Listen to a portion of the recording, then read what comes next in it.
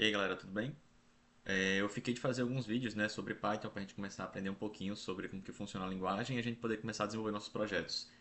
A ideia aqui é que seja um vídeo rápido, que contemple o máximo de pontos possíveis, a gente consiga aprender muito sobre a linguagem em si, né, o básico da linguagem em si, e consiga levar a gente o mais rápido possível até a gente conseguir fazer nossas primeiras aplicações práticas, que normalmente é quando a gente começa a entender um pouco mais da linguagem, porque a gente começa a ter a ver alguns problemas, alguns requisitos necessários, como que tem que ser realmente o código, né, como tem que ser pensado a lógica, e até chegar lá, acaba que essas explicações iniciais elas são muito básicas, digamos assim, e não ajudam tanto. Os primeiros pontos que a gente vai ver aqui hoje, a gente vai falar um pouquinho sobre algumas funções nativas do Python, a gente vai falar sobre variáveis e a gente vai falar sobre algumas operações. Então, para começar aqui, eu estou aqui com o Google Colab, certo? O Google Colab aqui para mim ele está no ambiente do Google, né, na conta do Google. Então, eu entrei aqui com o meu Gmail. E para eu conectar aqui no canto superior direito, né, para começar a utilizar o código aqui, eu tenho que clicar aqui nessa barra de conectar. Quando a gente clica em conectar, ele vai se conectar com a máquina que está lá no ambiente do Google, né? Lá no servidor do Google, que vai rodar o Python para a gente. Então, a grande vantagem aqui é que quando você roda o código dentro do Colab, ele não roda na sua máquina. Então, você que tem uma máquina um pouco mais simples, né? Você pode utilizar o Colab para rodar programas aí um pouco mais complexos, um pouco mais custosos computacionalmente. Então, aqui, inclusive, ele traz um indicador de RAM e de disco para gente que ele está utilizando, né? Disco foi a máquina também aqui que foi provisionada, se você parar para explorar os ambientes. Mas o mais importante é que sempre quando você vem aqui para o Colab, você clica aqui em conectar para poder estar com esse certinho aqui, ó, esse check, e ele indica que a gente está pronto para programar. Então, primeiramente, a primeira coisa que eu quero falar para vocês é como exibir textos, certo? Dentro do Python. E isso aqui vai servir basicamente para boa parte das primeiras lógicas que a gente vai fazer. E também é meio com uma cerimônia, né? Quando você começa a mexer com essa questão de lógica de programação. Então, dentro do Python, a gente tem a função print, né? Que seria de imprimir, que ele mostra né, o texto, o valor que ele recebe aqui dentro. Esse aqui é o formato de uma função no Python.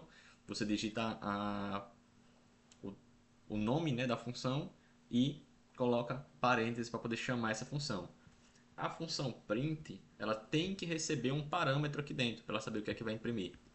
E é muito comum que a gente comece sempre um programa em lógica de programação e escrever um olá mundo, né, para confirmar que o seu código está funcionando. Então aqui eu escrevi meu print olá mundo, eu vou executar com Shift Enter, porque aí quando eu executar ele já vai abrir uma nova célula embaixo de programação e ele vai responder aqui para mim no pequeno terminal que ele abre o olá mundo, que é essa mensagem que eu deixei aqui, né? O print, então, ele vai servir para a gente fazer alguns debugs mais simples quando a gente vai iniciando. Ele vai servir para a gente informar, trocar informação com o usuário nesse início, né, que o usuário, no caso, é a gente mesmo aqui no Colab. Ele vai servir para a gente conferir também valores de variáveis. Então, vai ser uma ferramenta que a gente vai usar com muita frequência. O próximo ponto que a gente vai falar aqui é sobre variáveis. O Python, diferente de outras linguagens, você não tem que definir o tipo, né, da sua variável. Você pode até definir, mas não é necessário, né? E eu posso criar uma variável número, por exemplo, e atribuir o valor de 5, colocando igual. Então, se eu executar isso aqui, o valor 5 ficou salvo nessa variável número. Se eu colocar aqui, por exemplo, para ser impresso, né, fazer um print na variável número e executar, ele vai mostrar o valor 5, que é o valor que está salvo dentro do número, certo? Voltando aqui ainda na mesma célula, outra coisa que é legal de mostrar, que eu poderia colocar aqui uma vírgula e nesse mesmo print exibir aqui o tipo dessa variável. Então aqui o autocomplete já trouxe para a gente, mas seria colocar o type, né? Essa é outra função nativa do Python que diz qual é o tipo da sua variável e colocar minha variável aqui dentro. Então se eu executar novamente, ele vai me dizer que aqui tem um número 5 na variável número e o tipo dela é o tipo inteiro. Eu não precisei declarar aqui no início que essa variável número é do tipo inteiro, né? O Python ele já assimila isso sozinho de acordo com o valor que você atribui. E quando você vai estudar mais profundamente, né, às vezes você vai querer ter isso um pouco mais restrito, poder controlar o tipo da sua variável. Para alguns cenários isso é bom, para outros cenários essa flexibilidade de não precisar definir também é benéfico, né? Pode ser uma vantagem, um proveito. Mas tem sempre um trade-off, né? E aí quando você se aprofunda um pouco mais na programação, você tem que aprender um pouquinho sobre isso. Mas basicamente quais são as outras variáveis que a gente pode ter? Eu poderia ter a variável texto, que eu passo um texto para ela entre aspas, aspas porque eu preciso definir que o que está entre as aspas é o texto que eu quero falar, né? Posso colocar aqui meu nome é Anderson. E a gente pode aqui também dar print nessa variável texto e no type de texto. E aí ele vai exibir para mim, meu nome é Anderson, classe string, né? String que é a palavra para texto, digamos assim, né? Olhando bem por cima, né? Dos conceitos. E outros dois tipos que são bem importantes é um número que ele é decimal, né? Então, vou colocar aqui n decimal, seria, por exemplo, 5.8. E eu teria o n decimal. O autocomplete aqui já gerou pra gente. E também tem um tipo booleano, né? O tipo booleano é quando ele é verdadeiro ou falso. Então, quando a condição apenas tem dois estados, a gente pode definir ela entre esse verdadeiro e falso, né? Um tipo também que a gente usa bastante. Aqui seria, por exemplo, var booleana.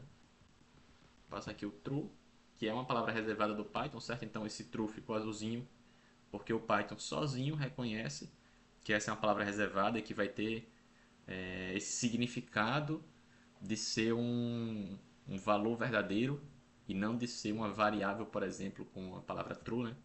Isso não seria possível porque essa palavra realmente é reservada para isso. E aqui no print, se eu passar var booleana e passar o type também de var booleana, vamos ver se eu não digitei nada errado. Ele vai mostrar aqui para mim, ó, o print do n decimal e o type do n decimal, 5.8 classe float, que é um ponto flutuante, basicamente é um número com vírgula. Mais para frente a gente pode ver essa questão do ponto flutuante, ele vai ser bem importante para disciplinas como cálculo numérico, né, e integrações numéricas. E aqui embaixo ele fez o print dessa outra variável, que é a var booleana, que o resultado é true, verdadeiro, e a classe dela é bool, de booleana. Né? Então aqui poderia ser a palavra reservada true, ou poderia ser a palavra reservada false, com F maiúsculo e T maiúsculo. Né? Então as duas são reconhecidas como esse valor de verdadeiro ou falso. Então, para começar, esses aqui são os conceitos que eu diria que são bem essenciais, eles estão bem no princípio de tudo que a gente vai mexer daqui para frente. E aí talvez alguns conceitos que a gente já pode apresentar aqui também seriam os conceitos dos operadores mais simples. Então o Python, por exemplo, reconhece o mais em si como soma. Se eu colocar 10 mais 5 e atribuir para a variável cálculo, e eu imprimir esse cálculo, ele vai me exibir aqui o 15. Então, o mais faz essa conta de mais, né? O menos faz a conta de menos. Aí a gente tem o asterisco para fazer a multiplicação. A barra, né? Essa barra aqui que é transversal, para fazer a divisão. E aí vejam, eu fiz a divisão aqui de um número inteiro por outro número inteiro, né? Seriam duas variáveis int, de certa forma, se a gente fosse olhar. Mas o Python automaticamente, ao fazer a divisão, converte para um float, porque entende que essa divisão ela pode retornar um número, né, que tenha vírgula, certo? Isso aqui pode ser importante você se atentar em alguns pontos específicos, mas por enquanto o importante é só saber que a barrinha faz a divisão. E um outro, como é que eu digo, uma outra operação que o pessoal acha bem importante sempre explicar e sempre explico nesse início é o percentual, que ele lhe dá o resto da divisão.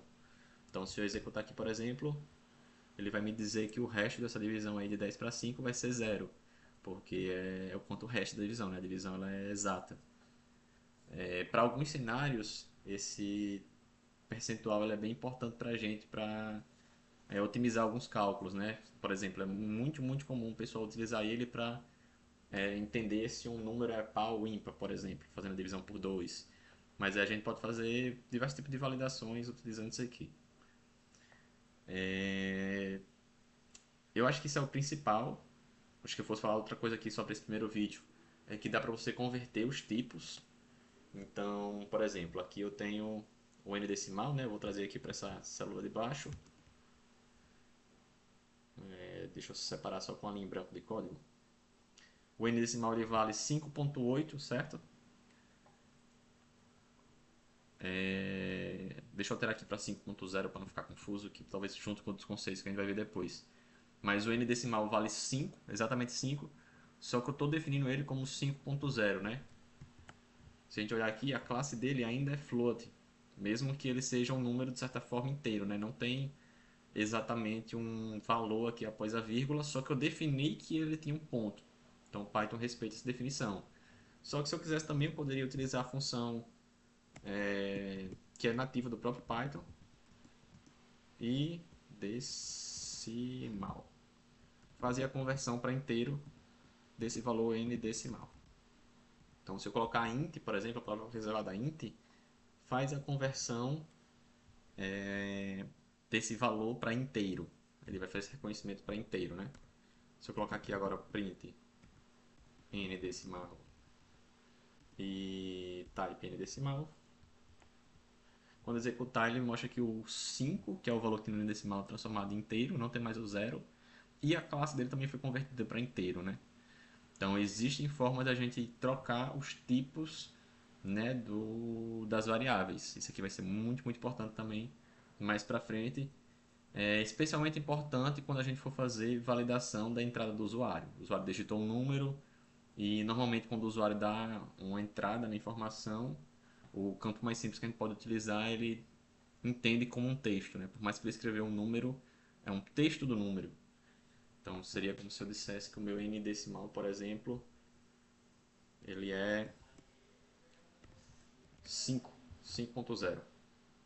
Então aqui a minha classe é string, né? Por mais que seja um número que está dentro das aspas, mas ele entende que é um texto do número, não é o número em si, né? E isso aqui vai ser bem importante porque quando o usuário for dar entrada, a forma mais simples dele dar entrada é sendo diretamente um texto. E você tem que converter para ser número para poder fazer operações. Então eu acho que para o primeiro vídeo isso aqui fica bom, de bom tamanho. A gente já viu um pouquinho de variáveis, um pouquinho de algumas operações, algumas funções bem simples, o print, a função type, a função de conversão do inteiro, né? E nos próximos vídeos eu tento já trazer um pouquinho de funções, tento trazer também um pouquinho de ciclos, repetições, condicionais, para a gente conseguir nesse passo um pouco mais acelerado chegar aos primeiros projetos, aos primeiros desafios ali de lógica, que vão fazer realmente a gente entender o funcionamento da linguagem em si e colocar isso em prática. Tudo bem? Então, se esse vídeo lhe ajuda de alguma forma, deixe aí o seu like, né? Compartilhe com quem está querendo aprender programação. A ideia aqui é que seja uma coisa realmente para quem tem pouquíssimo contato, para quem não está acostumado com a linguagem, e seja algo quase que na linguagem do dia a dia, né? Então, a ideia não é fazer um curso realmente de programação, é dar o básico para você sair do zero e começar a pegar ali alguns algoritmos simples, compreender, começar a rabiscar seus algoritmos, tá bem? Então, eu vou ficando por aqui e a gente se vê aí num próximo vídeo.